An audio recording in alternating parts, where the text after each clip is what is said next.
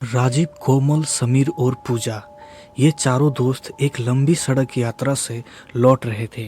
आधी रात का गहरा सन्नाटा चारों ओर पसरा था और उन पर थकान हावी थी। समीर ने अपने फोन पर एक शॉर्टकट देखा जो मुख्य सड़क से हटकर घने जंगलों के बीच में से गुजरता है। समीर बहुत एक्साइटेड होकर कहा कि ये हमें कम से कम 1 घंटा तो बचाएगा। लेकिन कोमल को एक अजीब सी घबराहट महसूस हुई। उसने उस रास्ते के बारे में कुछ भयानक कहानियां सुनी हुई थी, खासकर रात के समय। कोमल ने कहा, क्या ये सुरक्षित होगा?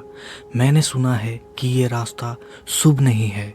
ऐसा कहते हुए उसने अपनी चिंता जताई, पर थकान और जल्द घर पहुंचने की चाहत ने उसे अपनी आवाज को दबा दिया।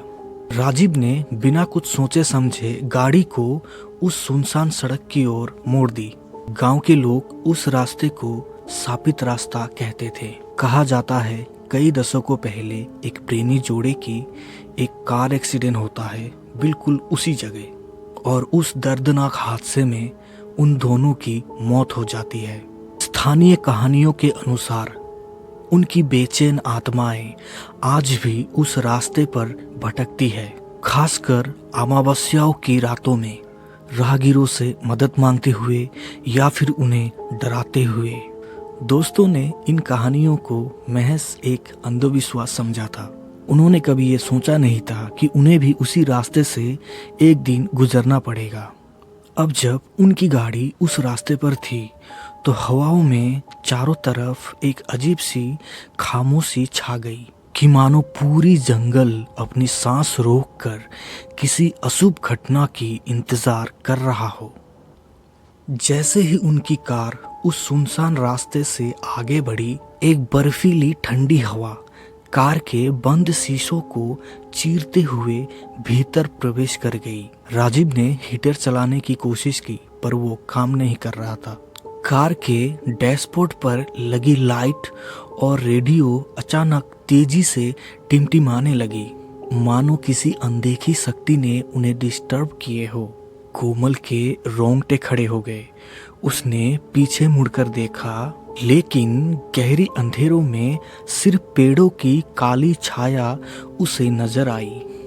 समीर ने अपने फोन पर नेटवर्क चेक किया, लेकिन वहां कोई सिग्नल नहीं था।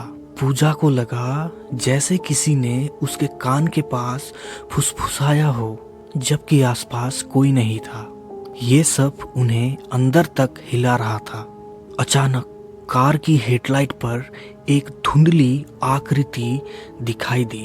एक युवा महिला सड़क के ठीक बीचों बीच खड़ी थी। उसका चेहरा उदास और बाल चेहरे पर बिखरे हुए थे। राजीव ने घबराकर स्टीयरिंग बाईं ओर मोड़ दिया और कार एक झटके के साथ सड़क के किनारे झाड़ियों से टकराकर रुक गई। वो सब दहशत से कांप रहे थे। क्या था वो?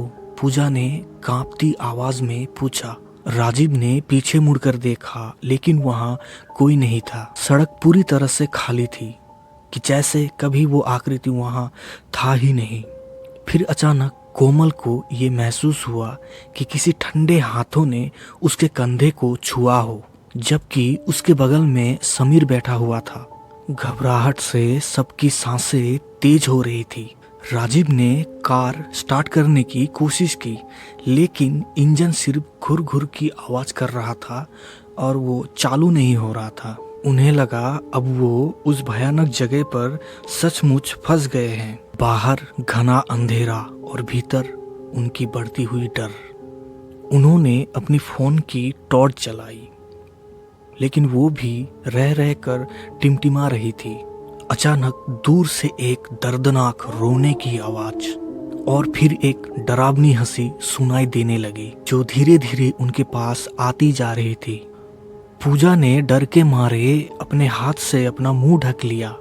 कोमल ने कार के शीशे में से झांका।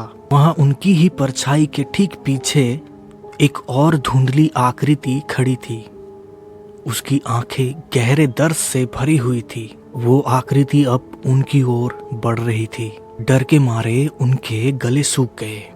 उन्होंने दरवाज़ा खोलकर बाहर निकलने की कोशिश की, लेकिन चारों दरवाज़ा अंदर से जाम हो चुके थे।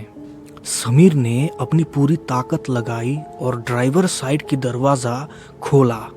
वो चारों बिना सोचे समझे बाहर निकलकर भागे और उन्हें नहीं पता था कि जाना कहाँ है। उन्होंने सड़क पर दौड़ना शुरू कर दिया। पीछे मुड़कर देखने की हिम्मत किसी में नहीं थी, लेकिन जितनी तेजी से वो दौड़ रहे थे उतनी ही तेजी से रोने और हंसने की आवाज़ उनके पीछे आ रही थी। अचानक वही युवा महिला की आकृति ठीक उनके सामने आकर खड़ी हो गई। इस बार उसका चेहरा और भी स्पष्ट दिख रहा था और उसकी लंबी लंबी उंगलियां उनको अपनी ओर खींच रही थी। उनके दिल के धड़कन इतने तेज थे कि मानो वो अभी उनके सीने से निकलकर बाहर आ जाएगी। वो बेतहाशा चीखते हुए जंगल की ओर भागे, जबकि वो आकृति एक भयानक गति से उनके पीछे थी। उसकी खामोश और ठंडी चीख हवाओं में चारों तरफ गूंज रही थी। तभी राजीव को अचानक अपनी कार की चाबी उसके अपने हाथों में महसूस हुई। उसने एक आखिरी उम्मीद के साथ दौड़कर गाड़ी के दरवाजे को खोला और स्टार्टर घुमाया। एक चमत्कार की तरह इंजन गरजकर स्टार्ट हो गया। वो चारों बिना एक पल गवाए गाड़ी के अंदर कूदे और राजीव ने पूरी रफ्तार से गाड़ी आगे बढ़ाई।